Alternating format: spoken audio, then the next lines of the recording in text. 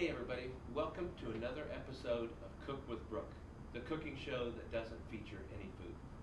Although we are going to give you a little bit of curveball today, we're going to have our Director of Dining Services from the Hawthorn House, Mr. Wendell Bowles, is going to be here, and he's going to talk a little bit about food. So there is a little bit of a food element that we're going to sneak in today. Well, very excited to be here and to be communicating with you again. In addition to Wendell, we're going to have Scarlett Bauman is going to be on, and she's going to talk a little bit about her experience with COVID. So this is going to be a really important segment for everybody. Very happy that everything is going good at the village. Residents are doing the right thing, wearing the masks, maintaining social distance, washing hands.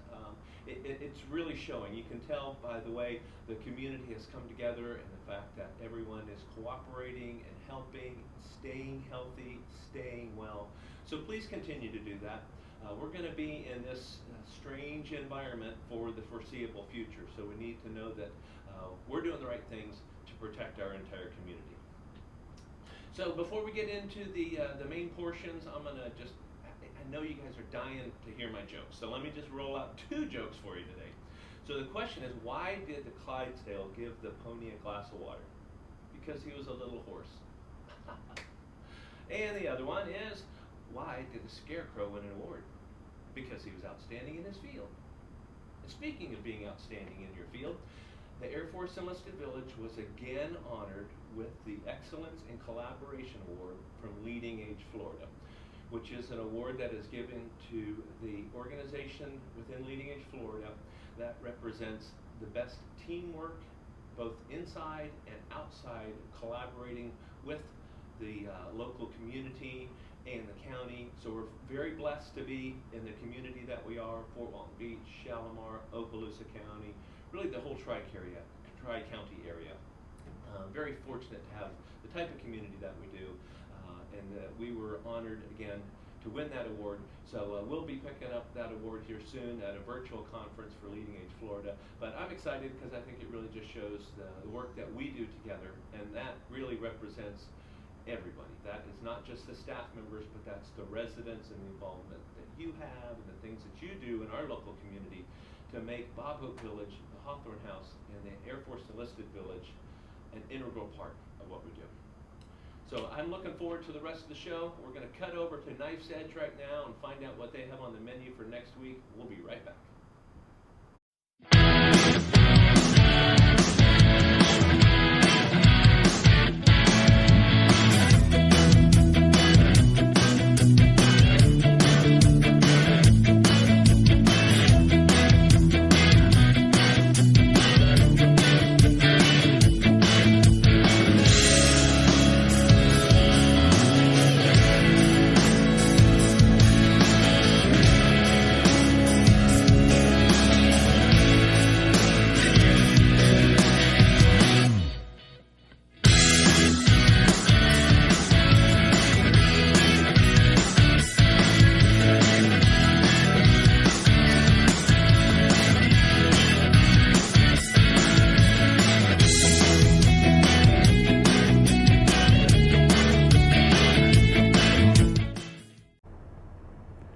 Welcome back. We now have the great pleasure of having a conversation with our new chef from the Hawthorn House, the Director of Dining Services, Mr. Wendell Bowles.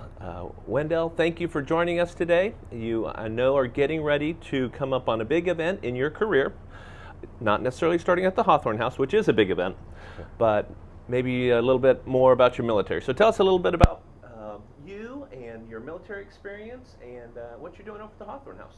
Okay, well, for my big event that's coming up, I'll be retiring officially on the 1st of September. And thank you once again for allowing me to have it at the Bob Gates building. It should be a really good event. After 20 years of service, I was services for my career field. That's like 7 jobs mixed in one. But my main focus, 13 years of the 20, was food service. I actually got the opportunity to go to the Culinary Institute of America in Napa Valley, California, where I became a certified chef on the Air Force's dime, so that was great. I also won the Best Food Service Airman in the Air Force. I had about 3 airmen win the same exact award a few years after that. and produce various outstanding performers, professional performers. And I'm the director of dining services now over at the Hawthorn House.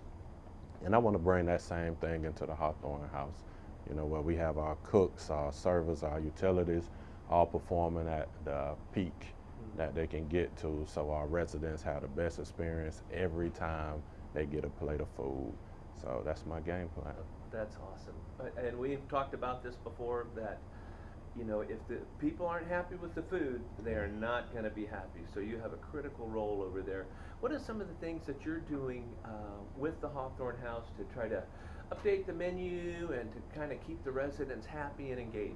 Okay, well, I have me, the cooks, and I sat down with a lot of the residents, and we created a new menu, a 30-day menu, where I incorporate things that the cooks like to produce themselves, so I know they actually love what they're making for the residents. And I also have the residents sit down with me and come up with meals or different items that they would like to see on the menu, things they won't change, because treating them like our mom is the #1 rule.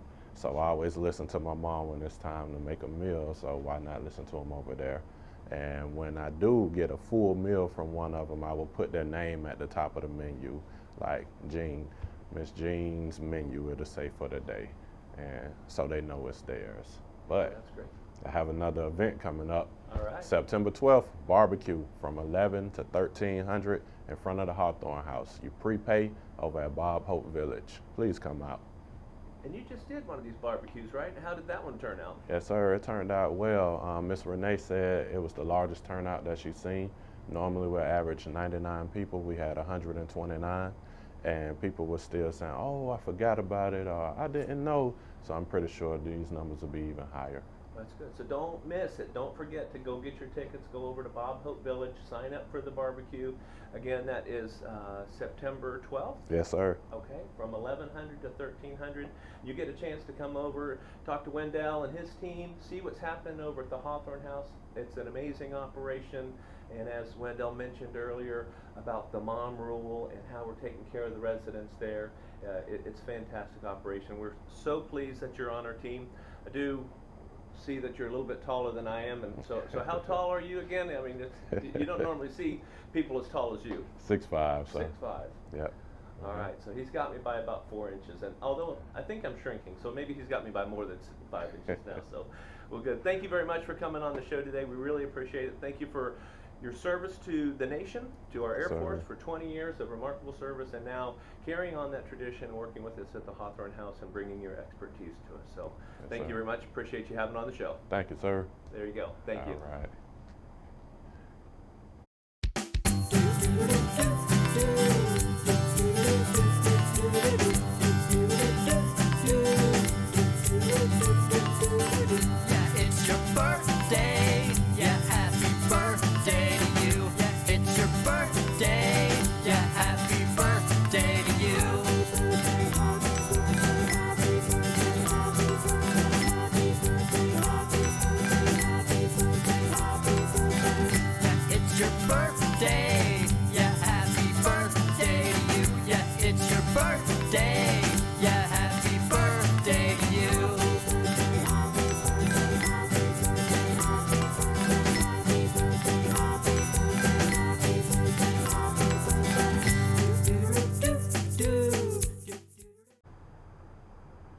Welcome back. We now have the honor of talking with Scarlett Bauman. She is on our marketing team, and she has personal experience with COVID. So I'm going to let her share a little bit about that, and hopefully it will enlighten you a little bit and maybe educate you, and also make you maybe just a little bit more aware of what's happening and how serious this really is. So Scarlett, tell us about what happened.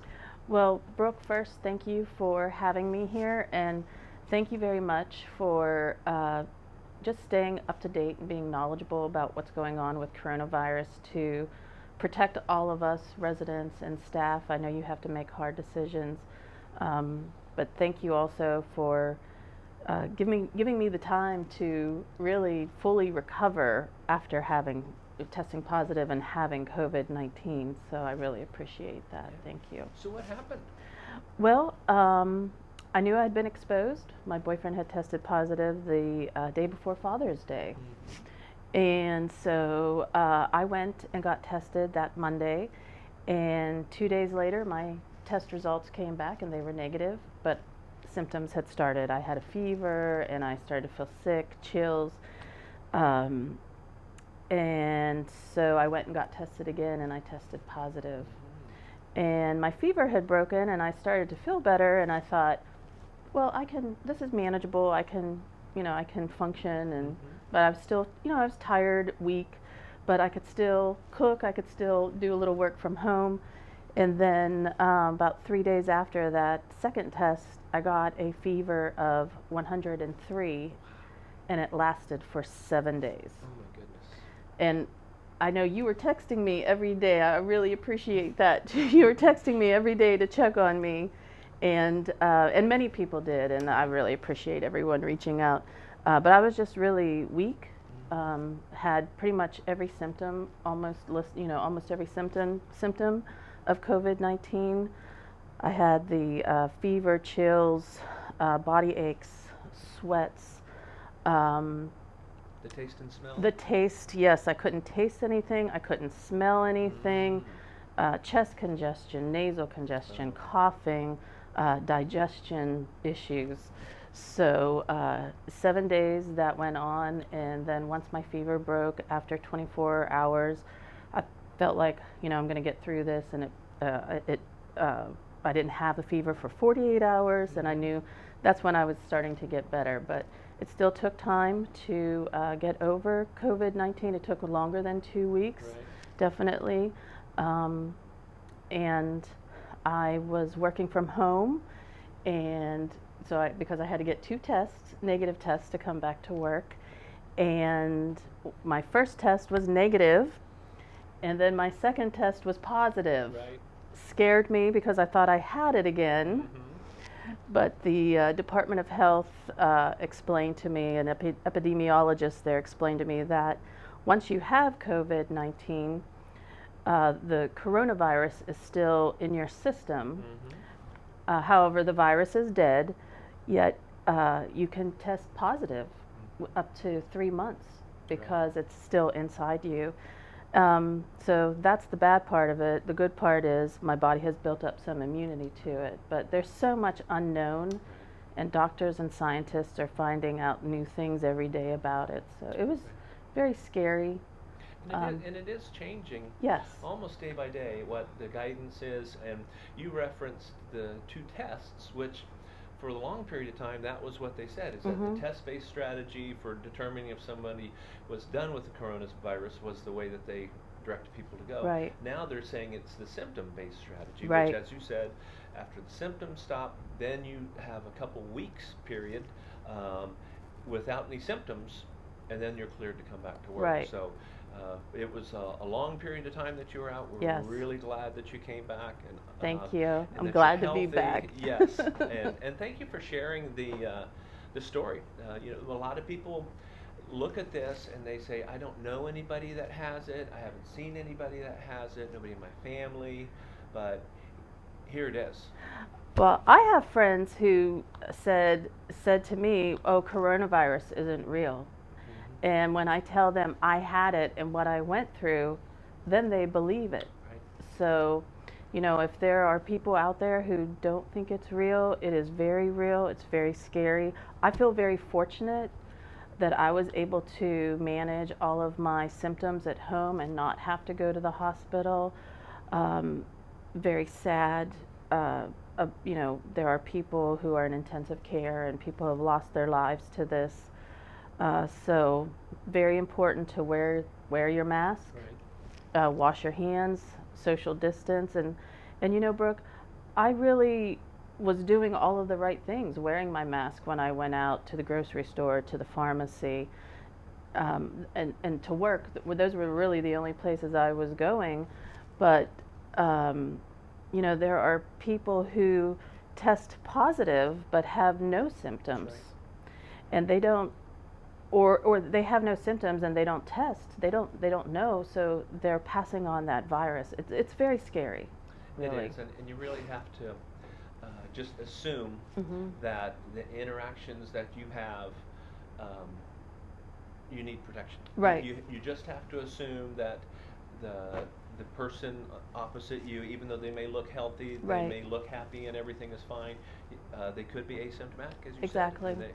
So it is very scary. So that's why we encourage people to wear the masks and do the right thing and to maintain social distancing. So we certainly appreciate you coming on today. We're going to be wrapping up here in just a second, but again, I want to say thank you for everything that you do for us and for sharing your story. It's very, very powerful. Thank you. I notice you no longer have your coronavirus hair. It looks like you've got a haircut recently. Yeah, well, we all kind of went through that where everybody was closed down, and my favorite barber is Peanut over at Peanut's Barbershop. Tammy, thank you so much for getting my hair back the way it's supposed to be. We really appreciate it. It looks great. We appreciate everything that you've done for us again, and thanks for Thank sharing you. on this, and we'll be right back in just a moment. Thank you.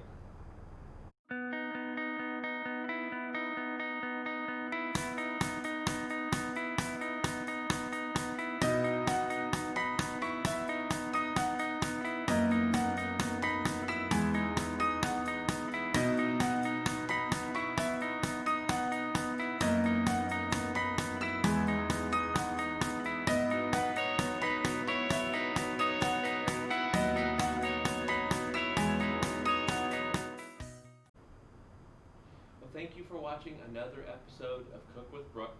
Hopefully this has been informative to you. Certainly having an opportunity to hear Wendell Bowles and the things that are happening at the Hawthorn House. And also from Scarlett and her story about her experience with COVID. Hopefully has enlightened you a little bit. It certainly is sobering to hear someone that has been through that episode that she went through, and we're so happy and grateful that she's back and she's healthy and she's working with us again. But until we come back again the next time, just want to say thank you again for all that you do. Our next episode is going to have a special guest on, and we're going to talk a little bit about what we're doing as far as residents and occupancy and some of the things that we've got going on the campus. So we look forward to coming back to you next time. Until then, please be safe. Please be careful. Continue to practice all the good things that you're doing right now to prevent the COVID spread. God bless you all, and we'll see you again soon.